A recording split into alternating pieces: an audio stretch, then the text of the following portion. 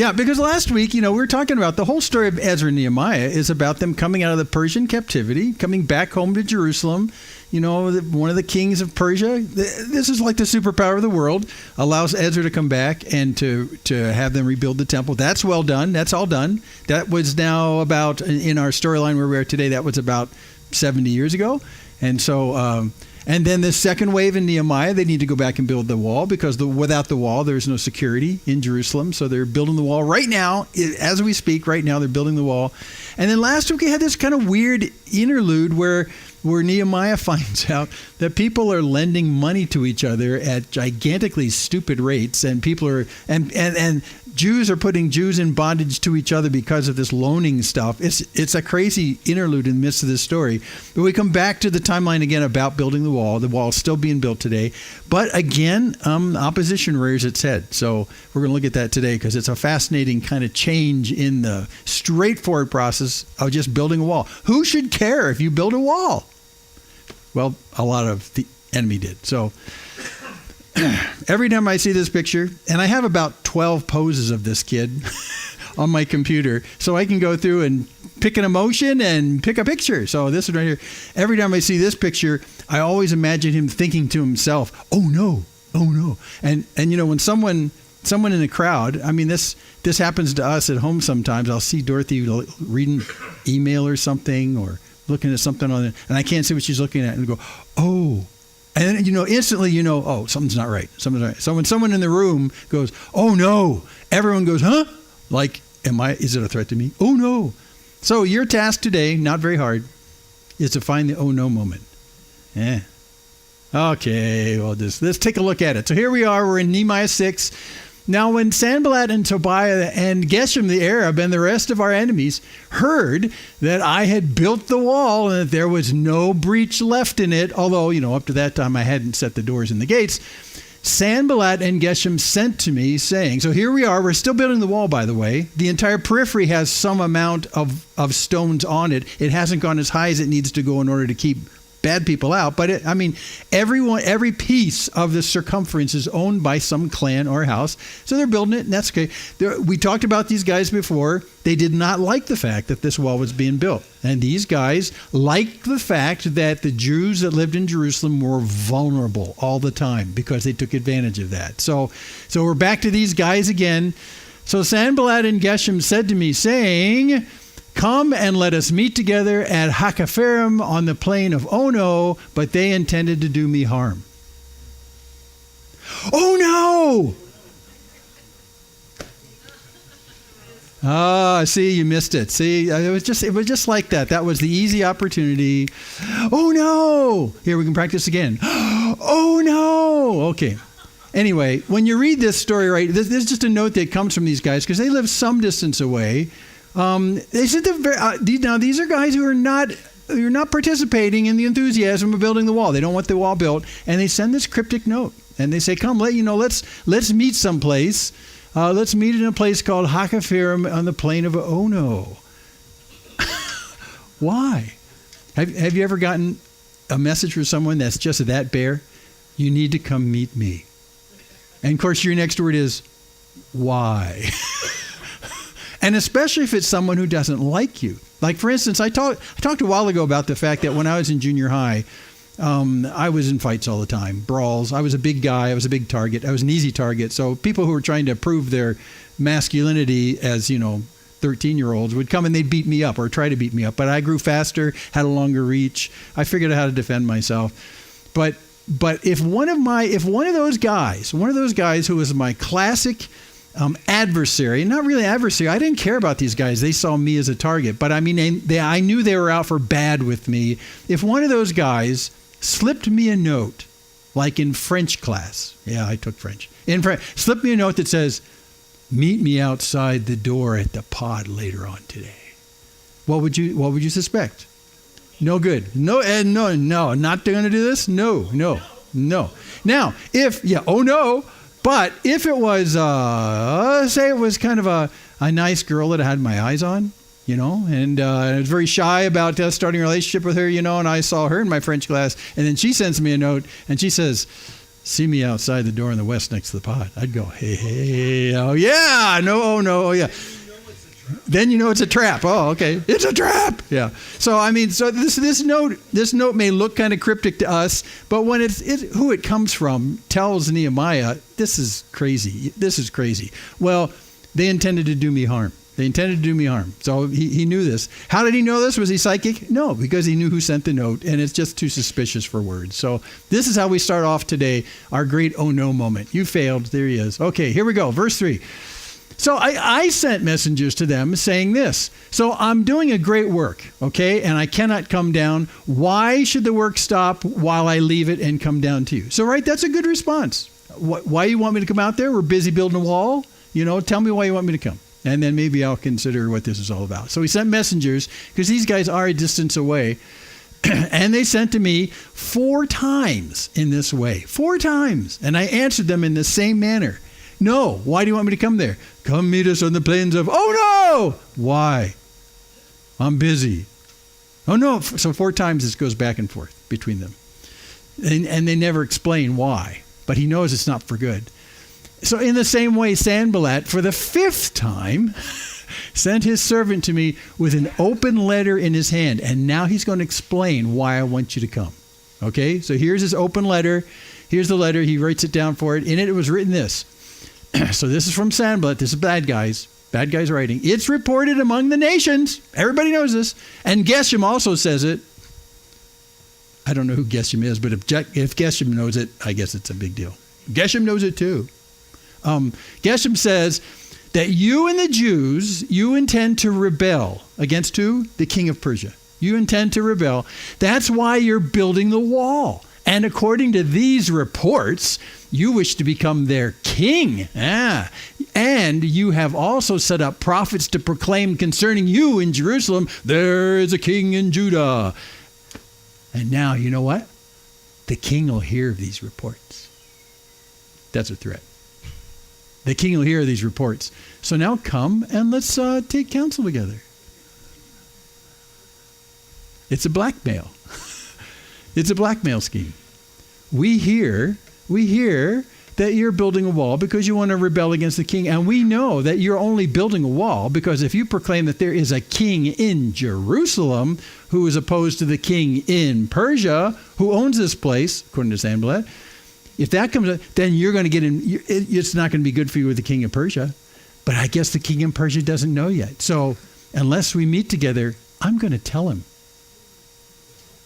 Oh, no. Yeah, so it's a big oh no moment all the way through this. But it's an operable threat. Now, what Sanballat does not know is the fact that Nehemiah was allowed to build the wall with the king's permission and enthusiasm and money and timber and all that. Sanballat doesn't know that. So he's thinking he's got the perfect blackmail thing here. I'm going to tell the king about you and the fact that you intend to be king in Israel. Everybody knows it. Even my friend Geshem or whatever his name is, he even knows. Okay? So, come meet me out at the west exit next to the pod after school, and we'll work this out. So what do you think he's going to propose? Because he thinks he's got a perfect blackmail case. Well, he could propose, I'll keep quiet, I won't tell the king if you pay me money all the time, or if you leave one gate unlocked at night for a while, you know what I mean? Get what I mean? Something. I mean, he's going to propose something to these guys who are finishing the wall. It's not quite done yet, but he's going to try and draw Nehemiah. Or actually, worst case, he'll draw him out in the open and just kill him. And that's probably the more likely case. Blackmail, and the blackmail brings him out to talk about some kind of compromise, and then we'll kill Nehemiah. And if we kill Nehemiah, maybe that will discourage the people that he's leading to rebuild the wall to bring security back to Jerusalem. And then maybe the whole thing will fall apart and the wall will only be half built and we'll win. So let's kill Nehemiah. We got to draw him out with a blackmail threat. But he doesn't know that the blackmail threat's not going to work because the king already knows about what's going on. So then I sent to him saying, I love Nehemiah's response. No such things as you say have been done, for you are inventing them out of your own mind. Boy, I'll tell you, I don't know how many times I want to say that every time I read something in the news these days. I think you're just making this up. I think you're making this part up because that doesn't really make a whole lot of sense. So, but actually, no such things as you say have been done. And he's talking about Nehemiah's aspirations, supposed aspirations to be king. No, that's just not there at all. And so it's just totally made. So it's clear to Nehemiah. This isn't just kind of, big talk to each other, the smack talk. This is him saying, you just don't know what you're talking about. He doesn't know about the fact that he's there building the wall at the permission of the king of Persia. So he just doesn't know what he's talking about. So he's just making it up, or what we call today, just making up out of whole cloth. He's making this up and thinking that this is pretty plausible and this will scare Nehemiah out in the open and then we'll kill him. Yeah. Clever guy. Verse 8 or 9, for they all wanted to frighten us, thinking their hands will drop from the work and it'll be done. But now, O God, strengthen my hands. So Nehemiah gets it. He's wise. He sees what's going on. They just want to frighten us enough that we'll stop building the wall. Because we know all they care about us is us building the wall. They don't want us to complete the wall. So if we're scared enough not to complete the wall, then they will accomplish their task. They want us to stay vulnerable. They don't like that. But then, he had this, under his breath, Nehemiah says after all this, but now God strengthened my hands. It's going to have the opposite effect. Instead of me dropping my hands from the work, I'm going to even do it more so. That's what I'm going to do. Verse 10. So now, when I went into the house of Shemaiah, the son of Delaiah, the son of Mehetabel, who was confined to his home, he said, look, let's meet together in the house of God within the temple. Let's close the doors of the temple, for they're coming to kill you. They're coming to kill you by night. So this is some guy who's trusted inside town, and he comes separately and basically says, look, they're out to kill you. Well, I think Nehemiah figured that out already. And they want to draw me out in the open, and then they're going to kill me. That'll stop the construction of the wall. That'll eternally leave Jerusalem vulnerable to our attacks. Okay, great. So he says to Nehemiah, do you know they're trying to kill you? And look, the most secure place in Jerusalem at the time, and we'll see this later, the most secure place inside Jerusalem right now is the temple itself. It's been there the longest. It's got big old doors on it. I mean, there's just, if you want to hide from somebody and you want to take refuge, you go in the temple because it's like a fortress in a way. That's the most secure place.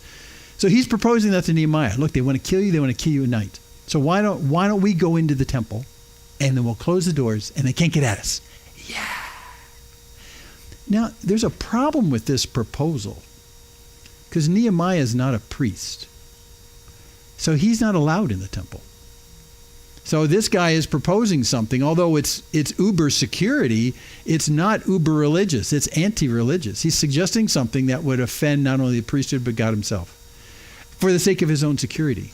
So this is a non-going proposition. This is not going to go anywhere.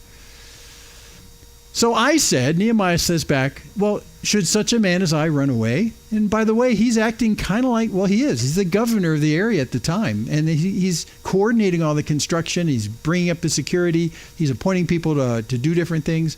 Why should I run away, he says. Does that make any sense? When our enemies threaten us, should I run away? Should I run away? And what man such as I could go into the temple and live? See, he knows he's not allowed in the temple. And there's actually restrictions against it so much that those who are in there for the wrong reasons can be killed by God himself. What man as I could go into the temple and live? So here's my conclusion. I won't go in. Just like that. I just won't go in. Now, this is a really strange request from a friend when you think about it. Let's hide away in the temple and then they can't get us there. It's defendable. It's defensible. Yeah. But it's still kind of odd. And I understood and saw that God had not sent him, the guy he just proposed going to the temple. I understood and saw that God had not sent him, but he had pronounced the prophecy against me because Tobiah and Sanballat had hired him. See, it smelled like that all along, didn't it? I mean, it was it was a fear-mongering thing. Look, they're going to kill you in your sleep at night. The only place that's really safe in town is in the temple. Come on, let's do that. And so he's appealing to Nehemiah's fear. And to have Nehemiah do something that's clearly against God's commands in terms of going in the temple, something didn't feel right. So now he finds out that they actually hired this guy to influence Nehemiah to do this. Come on. For this purpose he was hired, that I should be afraid and act in this way and sin. And so they could give me a bad name in order to taunt me. So, see, this was the second phase. This was the plan B plan. The plan A was get him out in the open and kill him. That clearly, after 5 attempts, that's not going to do anything. Let's do it this way. Plan B, let's get him in the temple. Let's make him sin against God by going in the temple when he doesn't have permission to do that. And it'll show the people and everyone around that he's not only afraid and God's not with him, but he's actually irreligious and he doesn't support God's commands to us in the nation here. See, so now we can basically tell everybody, neener, Nehemiah's basically a dirtbag. He's not religiously observant. He's going into the temple. That's not right. And he's scared of the enemies that God says he would protect us from. What kind of leader is Nehemiah? So that's the taunt. So we're going to wreck his reputation instead of take his life. And if we wreck his reputation, then he'll lose his ability to lead the nation there, to rebuild, and to actually restaff security. That's what we're going to go. We're going to go for his reputation next. Now, we've just been through a horrible political season. And the last political week seemed like it took about 4 years. But there is a sense in which in the political discourse, which is highly inflammatory, that sometimes you wish you could kill your opponent, but the next best thing is just to wreck their reputation. And that's what he's talking about right here. I'll wreck your reputation so that they can taunt you and you'll be ineffective at what you do. So that's what he does. That was plan B. So there's a prayer that Nehemiah does, and we thank God that Nehemiah is so ready with his prayers. Remember Tobiah and Sanballat, oh my God, according to these things that they did, and also the prophetess Noadiah, who we think was the connection to the guy who suggested going to the temple, prophetess Noadiah, and the rest of the prophets who wanted to make me afraid. So now we know that the guy who suggested the temple was a prophet. And he should know better than telling someone like Nehemiah he can go into the temple and take refuge. You just don't do that. So, I mean, this is really nice. This is a wonderful thing, because when your enemies are attacking you and they go from plan A to plan B, you can do one of two things. You can fantasize about how you're going to get back at them, even though you outsmarted them, or you can just give it to God. And that's what Nehemiah does. He just gives it to God. Okay, these are very unjust attempts against Nehemiah's reputation and even his life. And Nehemiah just steps back right here and says to God, basically, vengeance is yours, God, not mine. So God, you see Tobiah, you see Sanballat, oh my God. You need to deal with them remembering these things according to the things that they've done. You see what they do, God, so I don't have to even repeat them to you. So God, I give those guys to you. Psh. It's a very healthy way of putting away those kinds of aggressions against you. Is to say, God, you see this. This is not an injustice that you don't see. You see it fully. So God, instead of sitting and laying in my bed with my head on my pillow thinking about ways I'm going to hurt this person, they're yours, and you already see what they do. Cleansing breath. It's a great way to do it. And also, all the unnamed people who've been involved in this, not only Noadiah, the prophetess, but all the rest of the prophets, who all they wanted to do was make me afraid. All they wanted to do was make me afraid. And in that fear, perhaps stop building the wall. It's kind of ironic, because you would think if someone wants to make me fearful, it would encourage me to build the wall, right? But what they're saying is that we will threaten you as long as you threaten us by an able defense. An able defense threatens us, the enemies. So what they're saying is we'll make you fearful. So when you stop building the wall, we'll stop making you fearful. That's what we'll do. Okay. Well, here we go. Look at this. So the wall was finished. Woo! On the 25th day of the month of Elul, in 52 days. 52 days from the time that Nehemiah got all the sections of the wall assigned to different clans and houses and tribes, and got them all assigned. 50, not even 2 months. Not even 2 months. Now remember, this wall was destroyed by Nebuchadnezzar way back.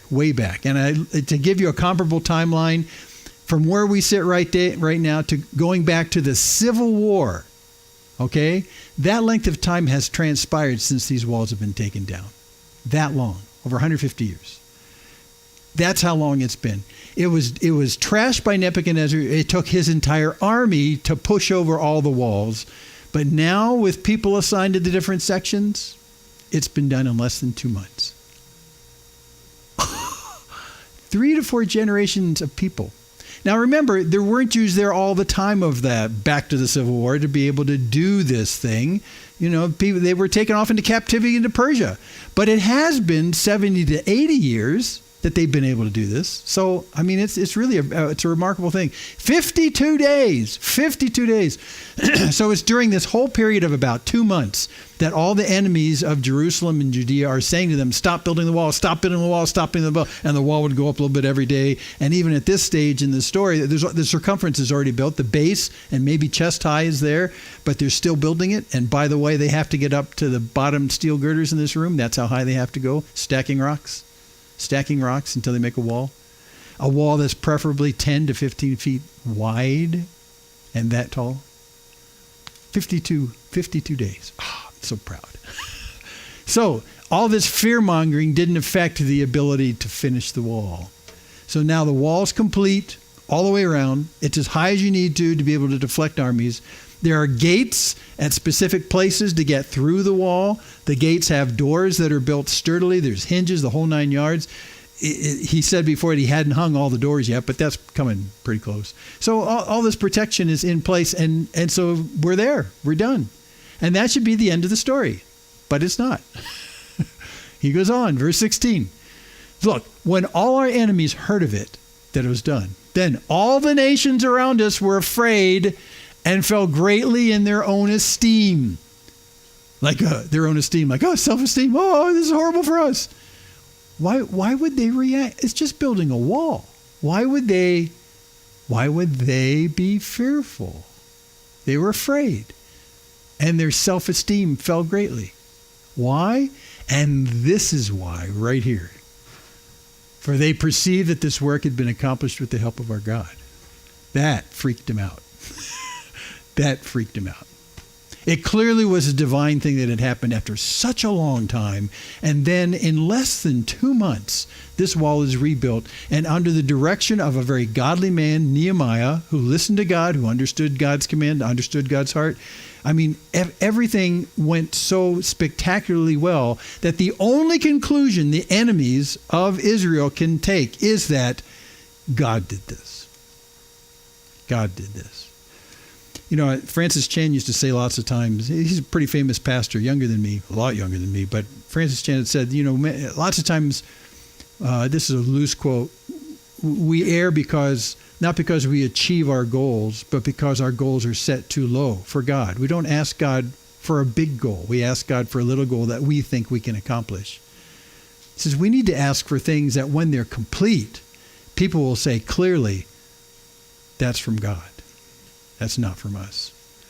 We err because we aim too low in our goals to achieve for God. And Francis Chan then will go on and talk about the fact he's got a great heart for outreach and evangelism worldwide.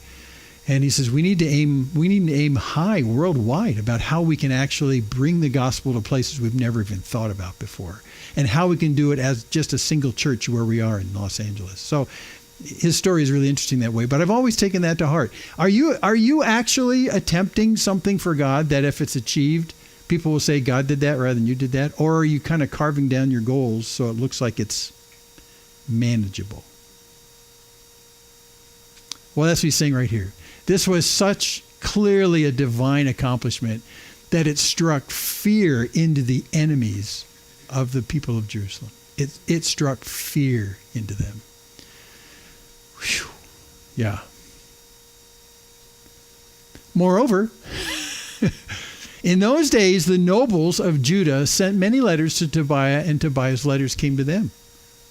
So this letter exchange that we had at the beginning with Nehemiah and Tobiah and trying to draw them out into, oh no, and to kill them and all that kind of stuff. There's letters going on not only between Nehemiah, but there's letters with all the nobles, the people in charge of there. I mean, the people who are in charge of whole clans and stuff like that, the noble people, the people in, why would they be in correspondence with Tobiah? Why? Well, many in Judah were bound by oath to him. What? He's the enemy. They were bound by oath to him because he was the son-in-law of Shechaniah, the son of Era, and his son Yehohanan, that had taken the daughter of Meshullam, the son of Berechiah, as his wife. Well, we talked about this a while ago. There was this intermarriage problem going on between the locals in the area, Canaanite descendants basically, and then the Jews who came back in the first wave, back with Ezra, and there was intermarriage. Now, these names, I thought there must be a reason why these names are on this list. So you remember, as we've gone through Ezra and Nehemiah, we have lots of lists of names of people who came back. So I checked it. Every one of these names right here are Jews that came back from Persia and relocated in Jerusalem. Every one of them. So what he's saying basically is that these guys were on the hook to Tobiah because they'd intermarried. The intermarriage, something, if you say, well, my daughter-in-law is the daughter of one of Tobiah's sisters, I don't know, something like that. But you have this intertwinement that goes on when they're intermarried, and so now they're kind of in bed with Tobiah, and they're kind of in bed with all the enemies of Israel. And so this entanglement has made this extremely difficult all of a sudden.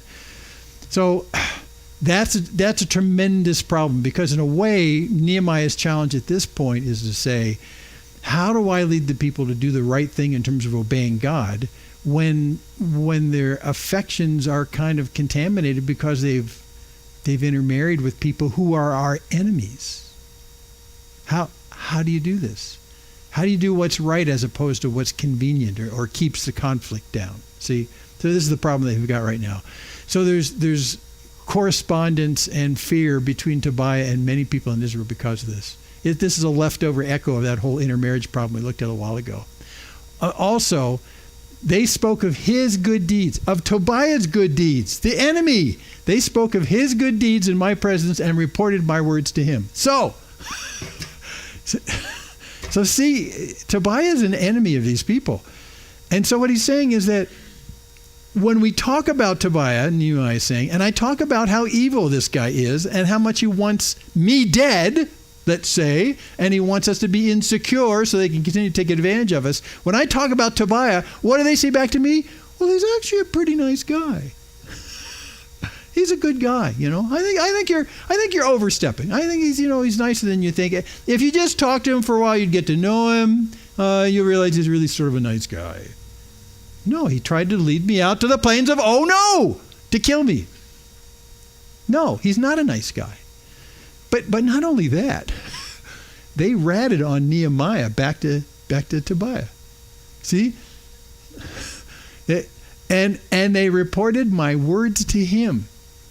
So when they write notes back to Tobiah or see him, they say, "Psst, Tobiah, I just want to let you know, I love you tremendously, Tobiah, but Nehemiah doesn't like you. And he thinks you're our enemy, So everything that goes on in terms of the private camp there in Jerusalem against Tobiah, that Nehemiah is saying, they're ratting back to Tobiah. So these people not only talk up their enemy, well, and the intermarriage problem is what complicates this, but they're also ratting what Nehemiah thinks about Tobiah to him. They're moles. They are moles inside Jerusalem back to Tobiah. This is, this is so human, this whole story. I'm thinking of so many movies I've seen or stories in real life where this kind of double dealing, this kind of fuzzy thinking, this sort of not willing to draw a line between those who are for you and against you. And you got moles here that are ratting on Nehemiah back to Tobiah. They're speaking good of the enemies. That's such bad people. No, you need to call a spade a spade. You need to talk about the fact that Tobiah wants me dead. And Tobiah sent letters to make me afraid. So he's not going to stop. It doesn't matter. He's not going to stop. Doesn't matter what my people say who are intermarried with Tobiah's relatives. Doesn't matter what he says. Doesn't matter that I don't think really greatly of Tobiah. Me as Nehemiah, I think this guy's a dirtbag. So Tobiah just doubles down and keeps sending threatening letters. He just keeps sending threatening letters. Well, if you do this, I'm gonna, you need to fear me, invasion, death, destruction. And I'm sure if there was a way that you could have illustrations in the margins of your Bible, at this point, Nehemiah would be rolling his eyes. I couldn't find a picture for rolling eyes. So, just to make me afraid. We move into chapter 8. We'll do a little bit in chapter 8. Now, when the wall had been built, and I had set up the doors, got the doors up finally, and the gatekeepers, manning the doors, the singers, the Levites, everyone had been appointed. So I gave my brother Hanani and Hananiah, the governor of the castle, charge over Jerusalem, for he was a more faithful and God-fearing man than many, if you get my drift, like the ones intermarried with our enemies. By the way, Hanani and Hananiah are probably not two different people.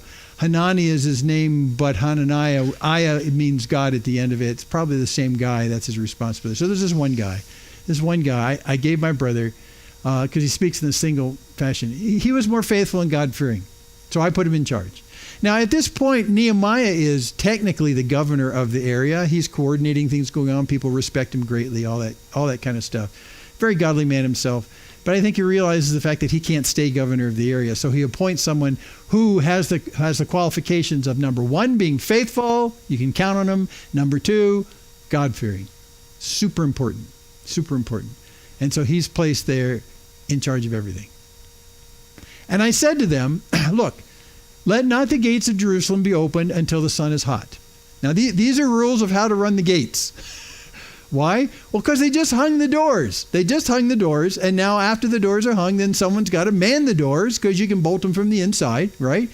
And then sometime of the day they got to be open, sometime of the day they got to be closed. So here's the rules for running the gates. Okay, so let not the gates of Jerusalem be opened until the sun is hot. So until a warm of the morning, I don't know, 10, 11, 12 in the day, don't open the doors in the early mornings. Don't get up in the morning, have your first coffee of the day, stretch, pet your chickens, go out the door and just fling the doors open at sunbreak. No, don't do that.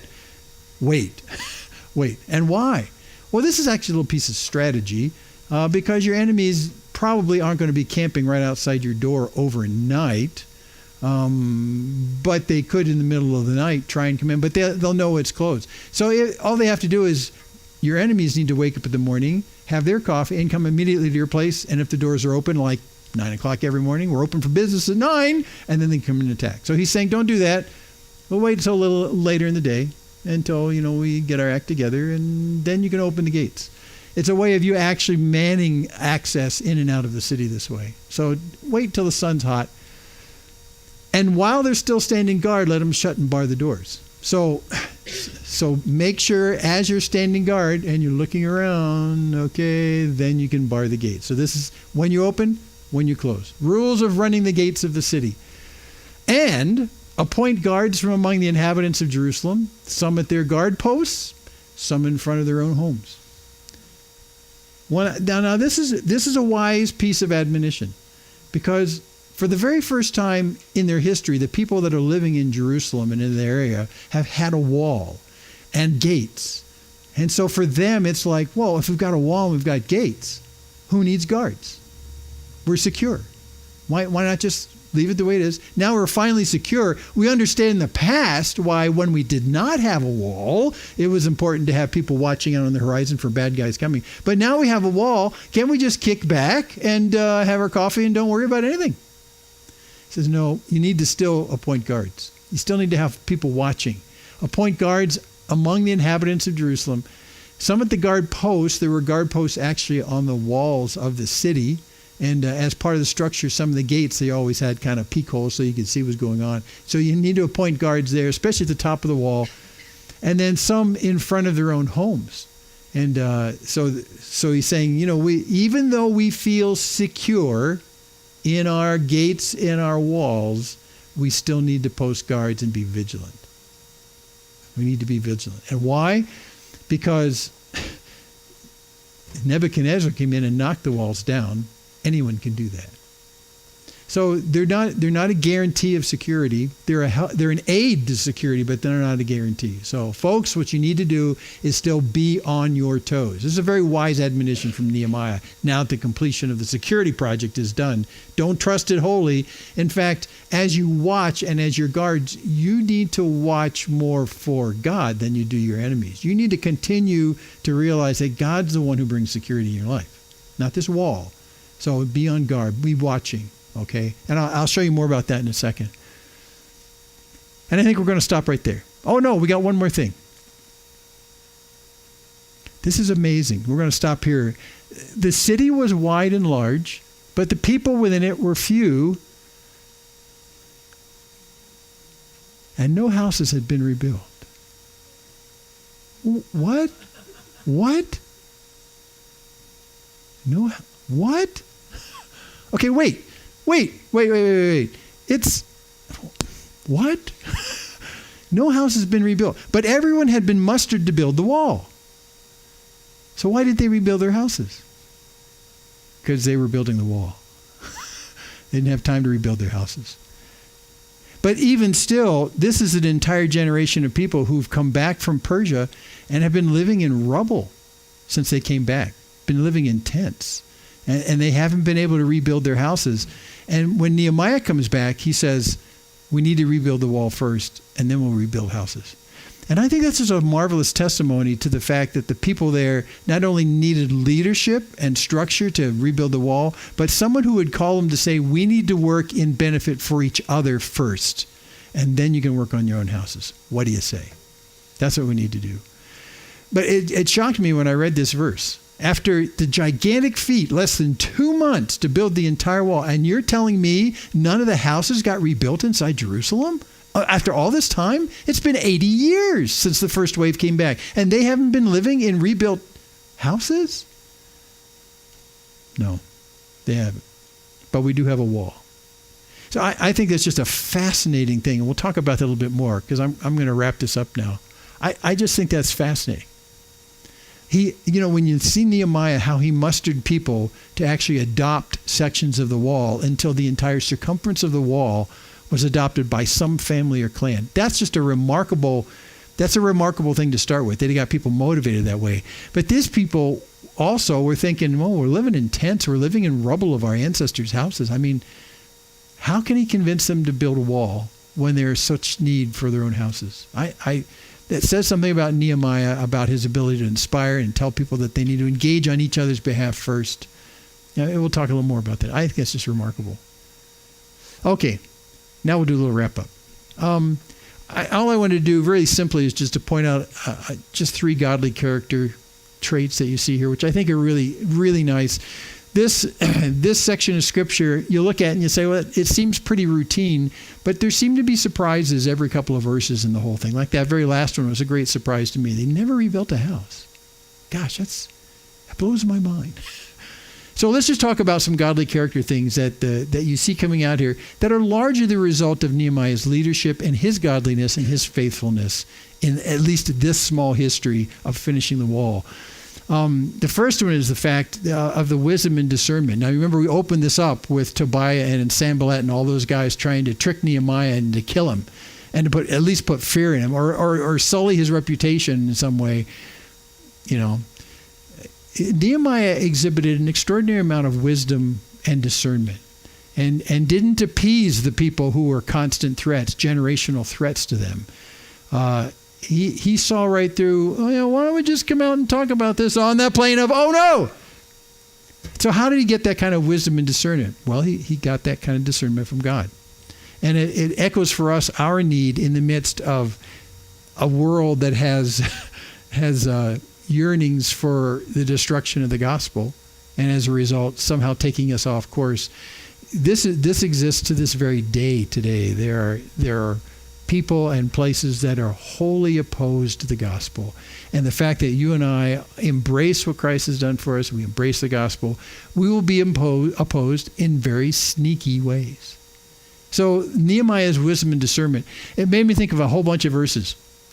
Jesus himself said in Matthew 10, behold, I'm sending you out as sheep in the midst of wolves, so be wise as serpents and innocent as doves. Be wise as serpents. You need to be smart. You need to, there's a lot of craftiness that's going to be engaged against the gospel and against us. We need to be equally crafty. Equally crafty. And by the way, he says wise as serpents. He's making a very deliberate allusion to the Garden of Eden in Genesis 3. Now the serpent was more crafty than any of the beasts of the field that the Lord God had made. He said to the woman, well, did God actually say you shall not eat of any tree in the garden? And this is the beginning of this downfall discussion as Eve and the serpent kind of discuss the rules of the garden. But Jesus is clearly saying, look, the craftiness of the serpent in the garden that led to the fall of all mankind is still in existence and still engaged as a destructive effect against the gospel. So Jesus says, as I send you out, you got to understand you're going out into this evil, deceptive environment. So you need to be as crafty as the serpent in the garden, but to be as harmless as doves. I mean, to bring good, not evil, and all that. Also, another one that came to mind, Romans 16. Again, it's a warning about discernment. I appeal to you, brothers, to watch out for those who cause divisions and create obstacles contrary to the doctrine that you've been taught. I mean, avoid them. Just avoid them. For such persons do not serve our Lord Christ, but their own appetites. And by smooth talk and flattery, they deceive the hearts of the naive. Well, that paints a pretty good picture for the danger out there. Yeah. But I love their tools are smooth talk and flattery to get you to be deceived. Ooh. Smooth talk, flattery, deception. Politics. Say no more. Okay. And then another one here, Matthew 24. Jesus warning at the end of time. False Christs, false prophets will arise, perform great signs and wonders, so as to lead astray, if possible, even the elect.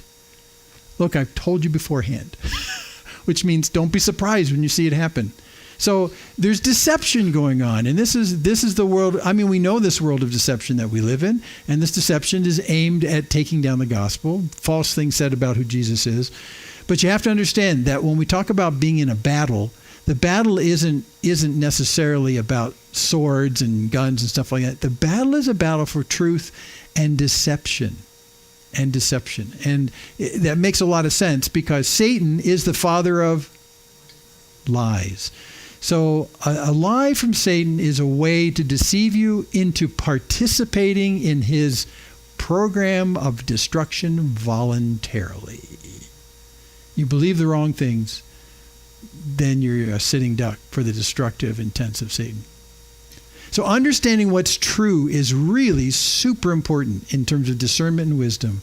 But how do you know what's true? How can you make sure that what you're understanding about truth and the way things are is accurate as opposed to being just a carbon copy of what we put in our feeds on the internet? How do we know that what we're thinking is true in opposition to what we know is going to be a culture of deception? How do we know that? And the answer is the Word. I mean, it's just very clearly, it's the Word.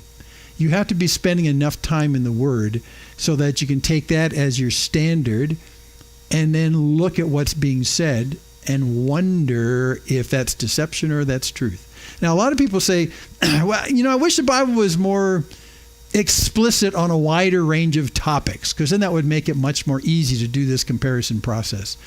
But actually, it's not that hard. It's not that hard because what the Bible principally tells us about the deception that we experience in mankind is the fact that this deception is not only aimed against the gospel, but the deception is always aimed at selfishness from the people it comes from.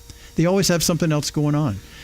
I mean, for instance, in this last election season, a lot of things got said about what's going on in the whole process, and I realized early on in our election season, which happened to start this year, like 10 months ago, that if at the offset, if the accusation or the claim, I could automatically see as a pro or a con for actually a pro for someone's campaign, a pro for someone in terms of I'm gaining advantage because of this.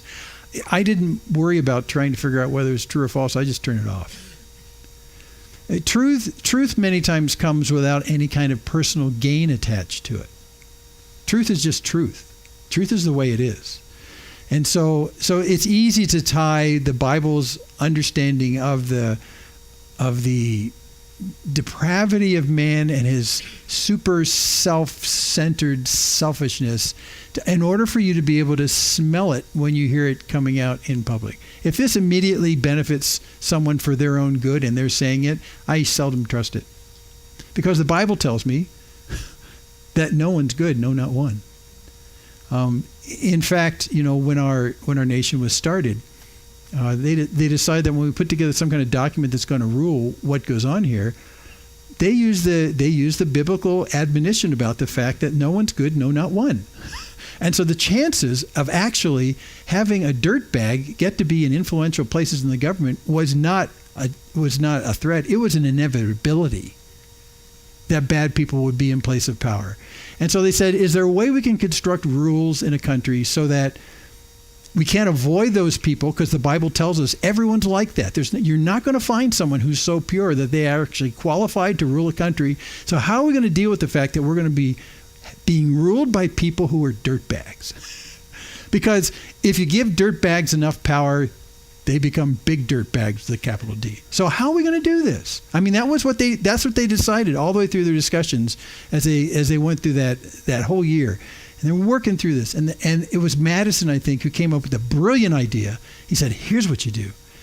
You put in competing ambitions. Yeah. There's going to be people who have selfish ambitions.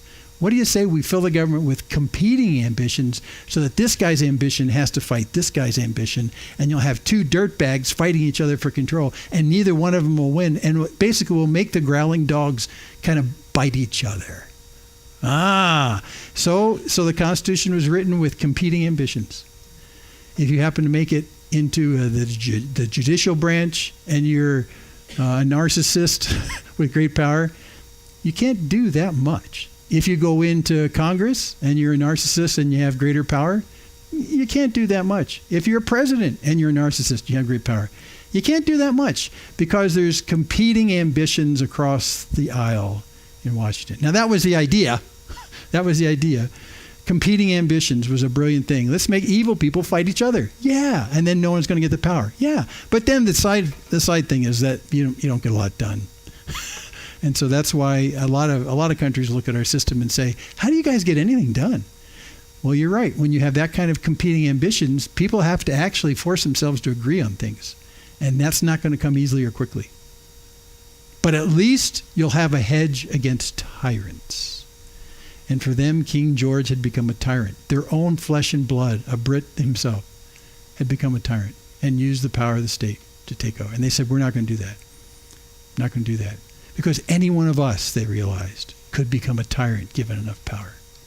Competing ambitions. So that's actually part of understanding the Bible in terms of putting stuff like that. That's very wise. Okay, let's go to the second godly character I see here. It's one of selfless community. And this is what I was talking about the fact that they never built their houses. Although if I was there, that's the first thing I had to do. But by the time Nehemiah comes and encourages them to get engaged in terms of rebuilding the city, the first thing he says is, don't build your houses first, to build a wall. Let's all gather together and build a wall. Clan, you take this piece, you take this piece, you take this gate. And he organized them to be able to take all the circumference of the wall and organize them to finish the wall before they actually had a roof over their heads. I think that's just a marvelous thing. To me, it shows a certain sense of selfless community that Nehemiah could raise them to. He says, we need to do this together. Before you provide for yourself, we need to provide for all of us. And that just brought a ton of verses to mind. Because remember, he says this, the city was wide and large, but the people within it were few, and no houses had been rebuilt. That was going to be the second task, not the first. So the greater good, the general good, came first before the personal good. Acts 4, you see this in the early church. Now, the full number of those who believed were of one heart and soul, and no one was, and no one said that any of the things that belonged to him was his own, but they had everything in common. That's a marvelous statement about the fact that as the body of Christ, the needs of the body come before our own personal needs. Very selfless, great selfless community right there. Also in Ephesians 4, Paul encouraged him, rather, speaking the truth in love, we're to grow up in every way into him who is the head, into Christ, from whom the whole body, joined and held together by every joint with which it's equipped, when each part is working properly, makes the body grow so that it builds itself up in love. Now, that's a lot of words, but what he's saying is that we all have gifts. We all have a role in the body of Christ, but that role is not to serve you. Your role is to serve the body in general. And then he broadens the discussion and says, as the body of Christ, many individuals with many gifts from the Holy Spirit engage as a whole, they grow up into one body in Christ. That's a very selfless community that's painted right here because of that. When each part is working properly. So your role in the church isn't to satisfy your selfish needs. Your role in the church is to contribute in such a way that there's a unity in the body of Christ because you provide a skill that other people don't have. That's kind of cool. Also, Psalm 133, we sing this sometimes. Behold how good and pleasant it is when brothers dwell in unity. So again, this whole idea, you probably think, you're building a whole lot on the fact that he said they didn't build their houses.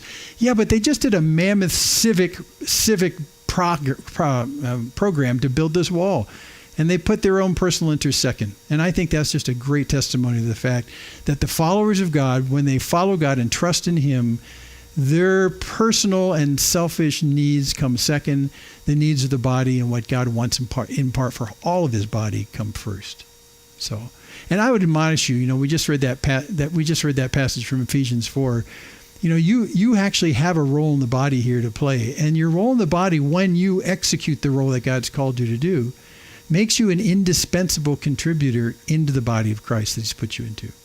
This is one of the, I know this sounds like Captain Obvious kind of stuff, but this is one of the discussions that we centered on during COVID when we talked about coming together. Should we come together when the government says you can't come together? 6 feet spacings, fat masks, 25 people in the room max, all that kind of stuff. Remember those days? Does anyone remember that, or did we all forget that because it's so painful?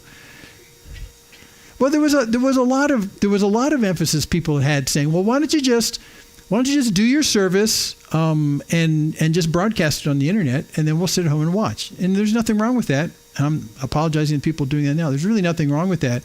But after a while, what it did is it bred this idea that, what I need at church, I can still get if I tune in and I'll take it off the internet. But according to this, the role of the body is not to take from the body, it's to give in the body. And so the opportunity to be able to give to one another because of the unique and distributed giftedness we have from the Holy Spirit was completely thwarted. Where was the opportunity in order to invest in each other's lives? That was gone. So it turned into a one-way street.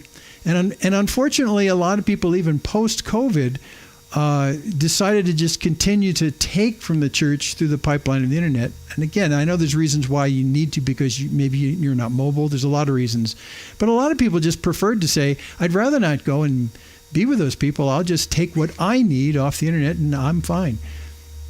But largely the body gathered is to give and to edify one another in the ways that God has uniquely made you. And so we lost that opportunity. So we had to make a pitch again saying, yeah. Your needs may be being met from what you're taking off the internet, but are you engaged in meeting other people's needs as a unique contributor in the body of Christ? Probably not. Yeah, exactly. Okay, and let me just highlight this last one. We'll quit with this. Watchfulness. Now remember I said they built the wall. Woohoo! Celebrations, parties, security, lock the doors at night. And then Nehemiah's last breath in this whole process is, but you still got to post guards. You still got to be watchful. This is not a panacea. This is not, your security does not come from the wall of Jerusalem. Your security comes from God. And as a godly, faithful man, he had to tell them, you need to still be watchful. But I'm going to talk about the fact that throughout the entirety of the Bible, from Genesis to Revelation, watchfulness is a theme. It is a theme. And since the coming of Jesus the first time, and as we await the coming of Jesus the second time, what do you think all the passages about the second coming emphasize for us? Watchfulness. Well, isn't he going to come anyway? Why do I need to be watchful? Like it's not going to change anything. Watchfulness. Well, it's because watchfulness is what it means to wait on the Lord for everything you need. See, look, if someone told you, okay, I can tell you the date and I can prove the date, In fact, I've got a newspaper article in the back of my door in my office that says that someone actually tried this years ago. If I could tell you the date and say, look, Jesus is not coming back until 2026. 2026, on Easter, Jesus is coming back. I can prove it to you. I prove it to you. And you say, great. Okay. So what do you think 2025 would look like? Mayhem. Why? Well, because I can get my act together when 2026 comes.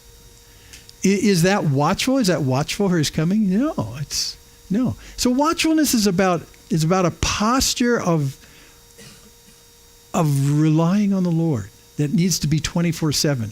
That's regardless of any proofs or non-proofs that he's coming back. Watchfulness. So let me just throw a couple watchfulness things in here because I love Nehemiah's admonition about this. He said this, remember, he said, I said to them, appoint guards from among the inhabitants of Jerusalem, some at the guard posts, some in front of their own homes. You still need to have guards. You still need watchfulness. Psalm 37, be still before the Lord and wait patiently for him. Fret not yourself over the one who prospers in his way, over the man who carries out evil devices. You say, wait a second, you are shifting the idea of watchfulness. Nehemiah said, be watchful to look for enemies.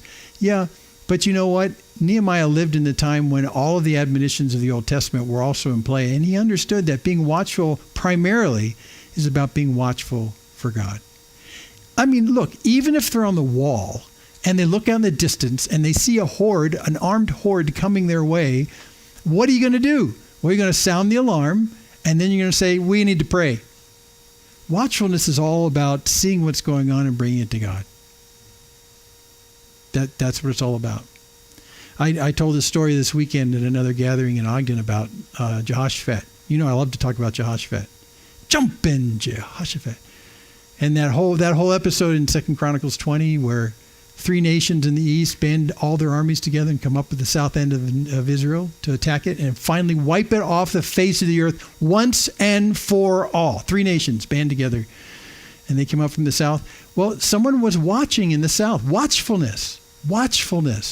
And they said, oh no, there's bad guys coming. He runs back up to Jerusalem where Jehoshaphat is enthroned and says, coming up from the south is 3 nations of armies. We're toast. And what does Jehoshaphat say? Let's gather everyone together. We're going to go to the temple. We're going to stand outside, and I'm going to lead us in a big prayer. And together, as a nation of Israel, as a nation that looks to God for salvation, we will take what we have seen there, and we will take our watchfulness and take that threat and place it before God. The response is always from watchfulness. It's always to come to God anyway. And that's where at the very end of that entire public scene where all of Israel is gathered together and they're at the temple, this huge threat is coming, and it's a lethal threat. There's no doubt about its lethality. And at the end of Jehoshaphat's prayer, he says something. I talked about this at camp 3 or 4 years ago. Some of the kids say, oh gosh, we walk all around all the time saying this phrase. Jehoshaphat stood in front of God at the temple in front of all the people. He said something no politician in the world would ever admit in public. He said, oh God, we do not know what to do, but our eyes are on you. That's a quote from Jehoshaphat. Watchfulness is a way to reinforce our dependency on God. And when someone tells you that Jesus is coming back, not in 2025, your watchfulness tends to just kind of erode away.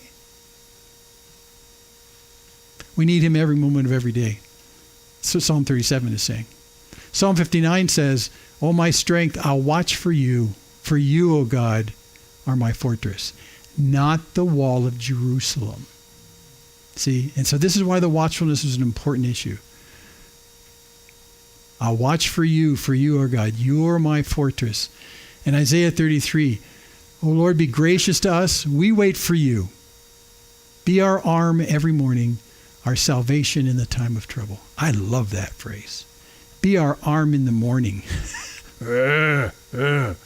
So, as I see threats and I see needs in my life, Lord, instead of me saying, I'm going to be my strength is what's most important today, I'm going to let your strength be important today. Be my arm in the morning when I wake up.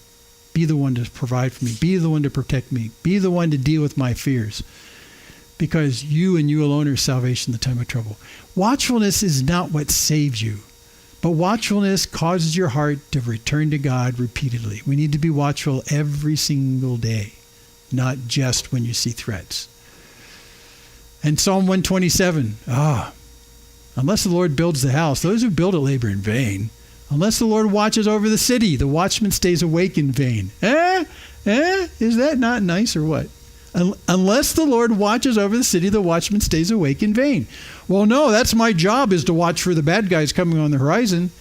Yeah, but you know what? It's the Lord who watches over the city, not you. Yeah, that's true. And it's the Lord who'll save you when you see bad guys coming, not you. That's true. See, in the old ideas of fortified cities, a watchman would look so that they could muster their army and go out and meet them in battle out on the field, so that they wouldn't get inside the city and kill your wives and children. Right? That's what you do. You muster the power to meet the evil threat. Well, in our case, from God's perspective, the watchfulness people, the watchers, are the ones who actually muster the faith of God's people and say, we need to come to God together. That's what you do. That's what you do. And that's exactly what Jehoshaphat did. News of an impending disaster from 3 different countries who are coordinated in their attack. Certain death. There is no way out. Everything's destroyed. There's no hope at all. So what we do is we don't muster our armies. What we do is we go to God and say, God, you said we could come to your house and appeal to you in time of need. We're here in time of need, Jehoshaphat says, and we don't know what to do. But our eyes are on you. So here we go. You know how that story ends, right? I won't tell you. You can read it. 2 Chronicles 20. 2 Chronicles 20. Unless the Lord watches over the city, the watchman stays awake in vain. And lastly, Psalm 130, my soul waits for the Lord more than watchmen for the morning. More than watchmen for the morning. My soul waits. And that's the calling God calls us to. We need to constantly wait on him and look to him, even in the midst of the security we feel like that we found. You know, I mentioned this a couple times about the unnatural sense of security that the United States has in the midst of international turmoil.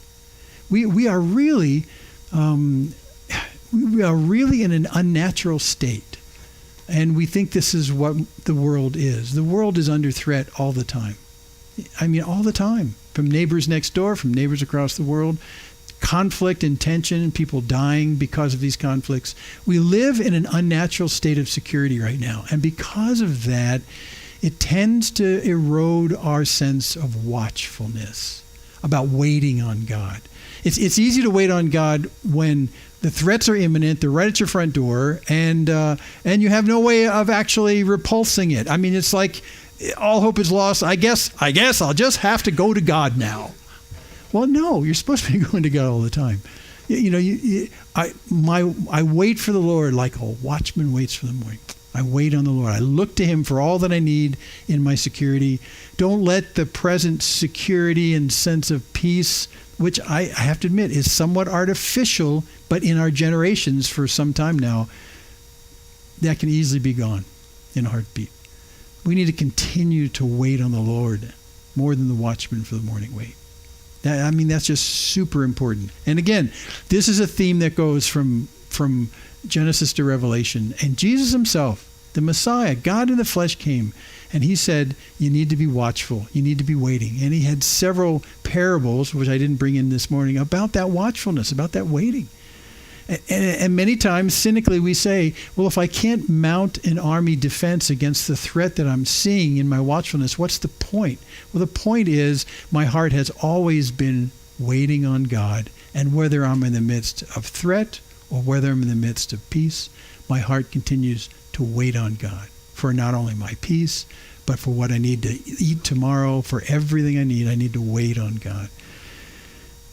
The wall of Jerusalem was a great accomplishment. It really was. And God is the one who commanded that through Nehemiah. And God's the one who came to Darius's heart, the guy who's the superpower leader of the world, and changed his heart in order to have this wall built. But the wall is not the solution. And in the same way, before him, Ezra and Cyrus the king was moved by God's Spirit. And Ezra comes back with the people and they build the temple. But you know, the temple, although it's important, is not the do-all be-all. The wall is not the do-all be-all. God's the do-all be-all. God is. So wait for him. Watch for him. Okay, we're going to close with this song right here because it ties in really nicely right here. They find their way at the sound of your great name.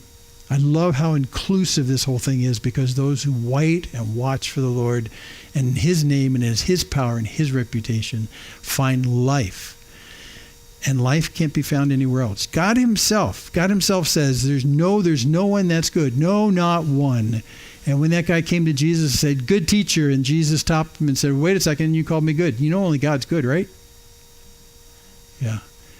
Well, what a wonderful thing it is that he's called you to be part of his family, this one God who's good. Give thanks to the Lord because he's good. He's good. And this song talks about all those who are looking for a God who loves them, and God finds them. Okay, let's pray. Father, thanks for this passage, and we thank you. Thank you that it seems just so darn real. And it is real. It's not a made-up story. It's not fiction. But that people even that long ago, 2,500 years ago, are showing their fallenness and their humanness and their struggles just like we do.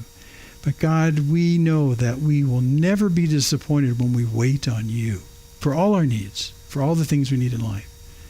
You're good to us, and you persist in your good to us, and you bless us at every turn. God, alert our hearts through your Spirit when we become too dependent on other things other than you, when we wait on other things than you, because we know, Lord, that these things can change in a heartbeat, and that you're the only one whose loving kindness endures through and beyond all these things. So we thank you for your great love toward us in calling us to be your children, and we are. It's amazing. So thanks in Jesus' name. Amen.